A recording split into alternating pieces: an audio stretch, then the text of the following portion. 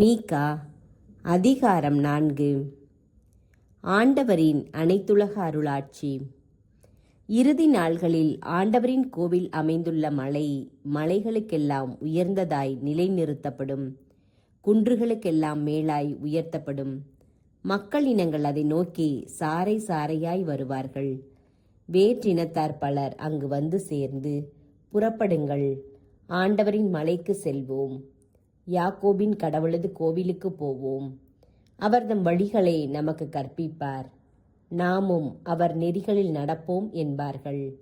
ஏனெனில் சீயோனிலிருந்து திருச்சட்டம் வெளிப்படும், எருசலேமிலிருந்து ஆண்டவரின் வாக்கு புறப்படும்.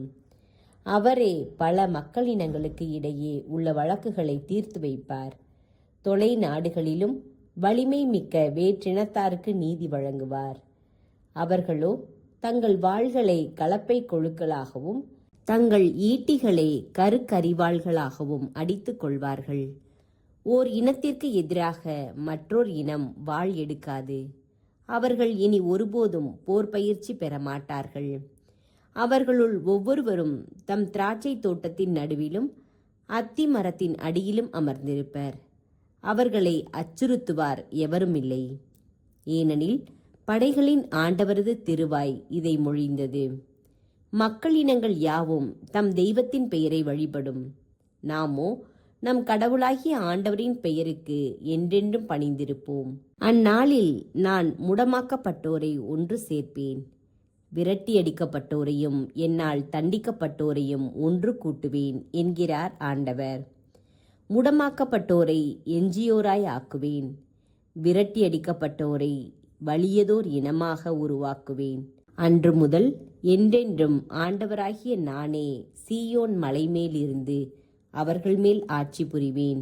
மந்தையின் காவல் மாடமே, மகள் சீயோனின் குன்றே, முன்னைய அரசுரிமை உன்னை வந்து சேரும். மகள் எருசலேமின் அரசு உன்னை வந்தடையும். இப்போது நீ கூக்குரலிட்டு கதறுவானேன்? பேறுகால பெண்ணை போல் ஏன் வேதனைப்படுகின்றாய்? அரசன் உன்னிடத்தில் இல்லாமற் போனானோ? உனக்கு அறிவு புகட்டுபவன் அழிந்தொழிந்தானோ? மகளே சீயோன், பேறுகால பெண்ணை போல் நீயும் புழுவாய் துடித்து வேதனைப்படு. ஏனெனில் இப்பொழுதே நீ நகரை விட்டு வெளியேறுவாய், வயல்வெளிகளில் குடியிருப்பாய், பாபிலோனுக்கு போவாய். அங்கிருந்து நீ விடுவிக்கப்படுவாய். உன் பகைவர் கையினின்றும் ஆண்டவர் உன்னை மீட்டருள்வார். இப்பொழுது வேற்றினத்தார் பலர் உனக்கு எதிராய் ஒன்று கூடியிருக்கின்றார்கள். சீயோன் தீட்டுப்படட்டும், அதன் வீழ்ச்சியை நம் கண்கள் காணட்டும் என்று சொல்லுகின்றார்கள். ஆனால் அவர்கள் ஆண்டவரின் எண்ணங்களை அறியவில்லை, அவரது திட்டத்தையும் புரிந்து கொள்ளவில்லை.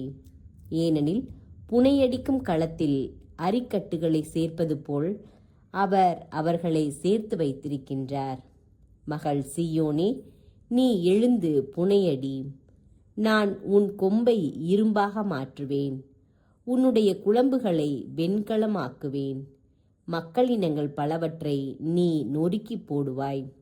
அவர்களிடம் கொள்ளையடித்தவற்றை ஆண்டவருக்கு அர்ப்பணிப்பாய். அவர்களது செல்வங்களை அனைத்துலகின் ஆண்டவரிடம் ஒப்படைப்பாய்.